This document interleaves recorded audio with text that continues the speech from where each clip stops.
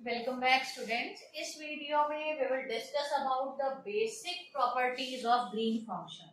ठीक है, previous one में वी डिस्कस्ड कि what is Green function, how we construct that Green function and what is the self adjoint operator L.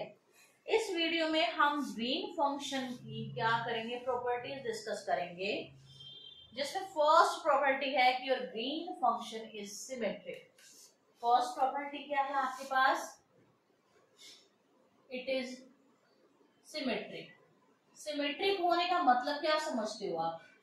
कि जी x एक्साई किसके equal होगा? जी एक्साई x के।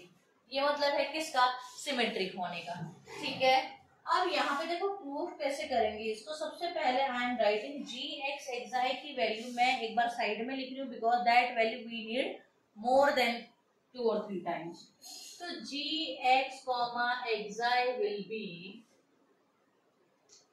just a minute, g x comma xi will be 1 over b v1x v2 xi if a less than equal to xi less than equal to x.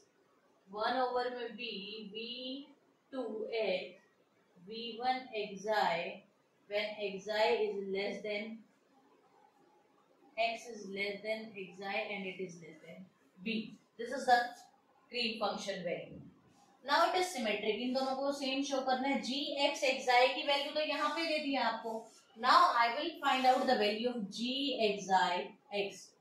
करो replace वहां पे इसको। In place of x I will write xi and in place of xi I will write x.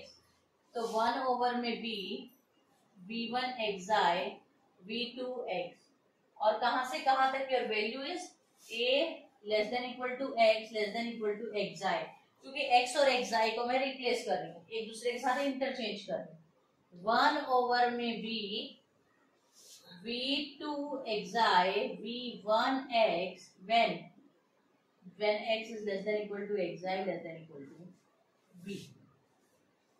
xi input को replace करना है।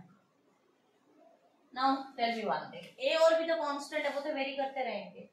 जब xi आपका x से छोटा था, यहाँ पे क्या फंक्शन आया? v1x v2 xi। जब xi आपका x से छोटा था, v1 xi v1x v2 xi, यही निकल कर आया।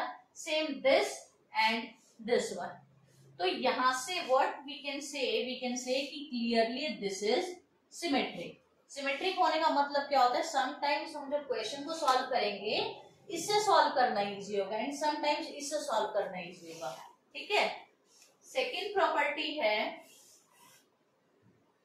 जी x xi that is Green function satisfies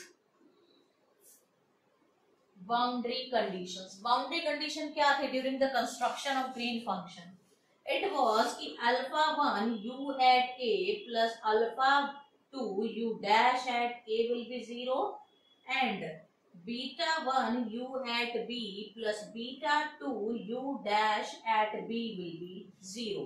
तो इसको ग्रीन फंक्शन सेटिस्फाई करेगा। इसका मतलब क्या है कि alpha 1 g a comma xi, क्योंकि u x आता है, in place of x we have to put a plus alpha 2 g dash a xi 0 and beta 1 g b xi plus beta 2 g dash b xi is equals to 0. This thing we have to show. एक part I will do, next part you will do. तो first है ये वाला portion. देखो आपकी limit के अंदर से a and b both, a is the lower limit and b is the upper limit of an interval. xi is lying between a and b, either it will be equal to a or it will be equal to b, but it will lie between those two। ठीक है, तो यहाँ से यहाँ पे जब मैं ये क्वेश्चन ले रही हूँ, फर्स्ट पार्ट ले रही हूँ प्रूफ में, तो at that time your a is less than xi। अब यहाँ देखो x xi में x के प्लेस पे a लिखो, a is less than xi, ये वाला लेना है आपने।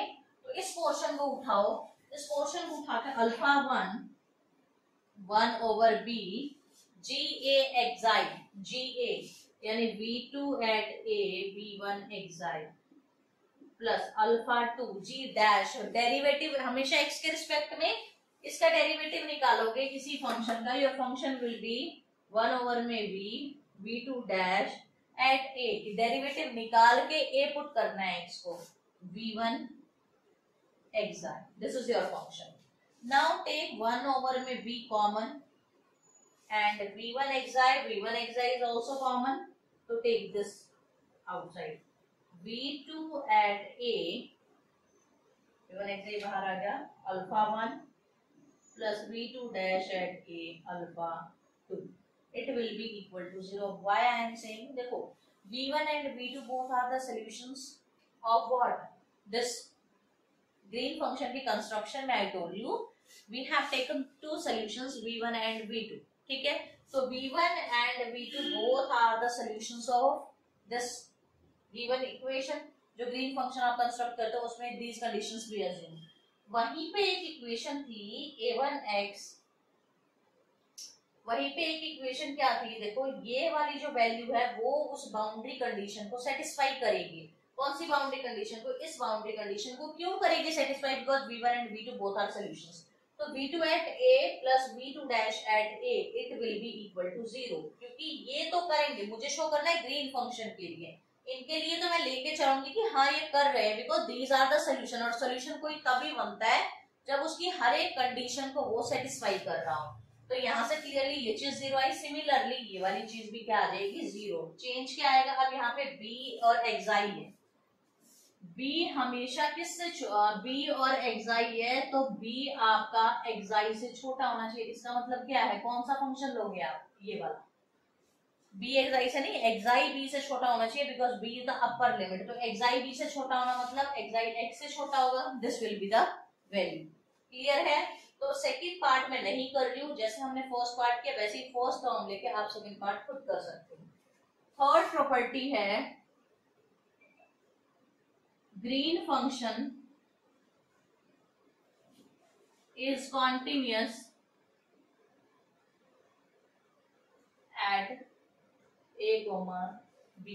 इस पे कॉन्टिन्यूस है ये फंक्शन, ये है आपकी थर्ड फंक्शन. फोर्थ प्रॉपर्टी है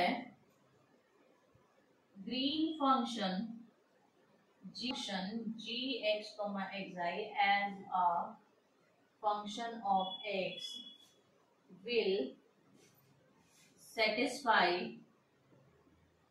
homogeneous differential equation, मतलब जिसके इक्वल टू में 0 कोई फंक्शन नहीं आ रहा हो x का.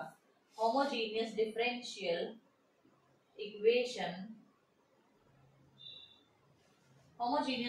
equation L g x, xi is equals to 0 when x will not be equal to xi. x किसके इक्वल नहीं है, जब xi के इक्वल नहीं है. ठीक है. नाउ फोर्थ प्रॉपर्टी हो गई. फिफ्थ प्रॉपर्टी क्या है कि curl g by curl x xi has jumped discontinuity. Jump discontinuity का मतलब क्या होता है, किसी भी पॉइंट पे हम बोलेंगे जंप डिस्कॉन्टिन्यूटी है अगर उस पॉइंट को छोड़ के बाकी पूरे के पूरे इंटरवल के अंदर आपका फंक्शन कैसा हो, कॉन्टिन्यूअस हो. ठीक है, तो उसको बोलते हैं जंप डिस्कॉन्टिन्यूटी. अब बात करते हैं किस पॉइंट पे है वो jump discontinuity, at x is equals to xi.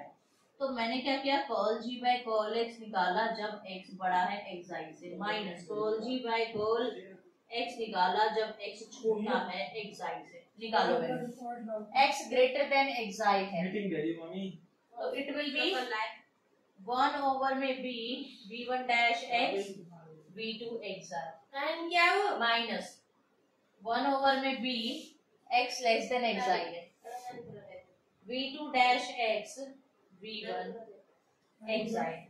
Mummy ना बोलो नहीं हो सुनो. 1 में b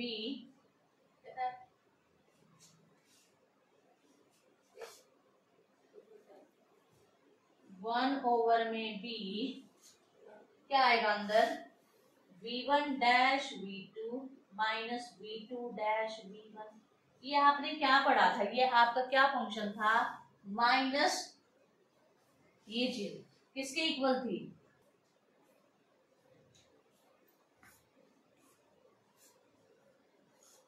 इसके इक्वल था। अब ये क्या है, देखो आर एक्साई जो फंक्शन है ना वो नॉन जीरो फंक्शन है, ठीक है, इस वजह से ये चीज नॉट इक्वल टू जीरो होगी। अब जब ये डिफरेंस नॉन जीरो आ रहा है तो इसके पास क्या आ रही है, at X is equal to xi पे जंप डिसकंटिन्यूटी आ रही है। क्लियर है। अब यहां से हमें एक डाउट ये मिलता है, अगर उसके पास जंप डिसकंटिन्यूटी है तो क्या हम, ऐसा होता है ना कुछ कि differentiability imply continuity but not continuity imply not differentiability, ऐसा होता है ना result, not continuity imply not differentiability. Clear है। तो यहाँ पे हमें ये डाउट था कि क्या इसके सेकंड ऑर्डर डेरिवेटिव एग्जिस्ट करेंगे, तो यस, v1x एंड v2x दोनों ही second order partial differential equation के आपने सोल्यूशन माने हैं। सोल्यूशन माने तो वो तभी तो बने होंगे जब उन्होंने उस इक्वेशन को सेटिस्फाई किया होगा। तो यहाँ से जो अपना डाउट बनता था, क्या इसका जंप डिसकंटिन्यूटी होने की वजह से इस फंक्शन के पास क्या इसका डेरिवेटिव एग्जिस्ट करेगा, तो yes that will exist because v1x और v2x का ये सारा आंसर आया आपका, और यही तो आपके सोल्यूशन है। जो सेल्फ एडजॉइंट ऑपरेटर L की जो वैल्यू वो सेकंड ऑर्डर का डिफरेंशियल इक्वेशन है। सारी कंस्ट्रक्शन हमने ग्रीन फंक्शन की उसी की हेल्प से करी थी, variation of parameter method use करके। तो ये second order derivative will exist here but this function have jump discontinuity. अगर आपको वीडियो अच्छी लगी है तो प्लीज इसको लाइक करो, ज्यादा से ज्यादा शेयर करो एंड प्लीज चैनल को सब्सक्राइब करो।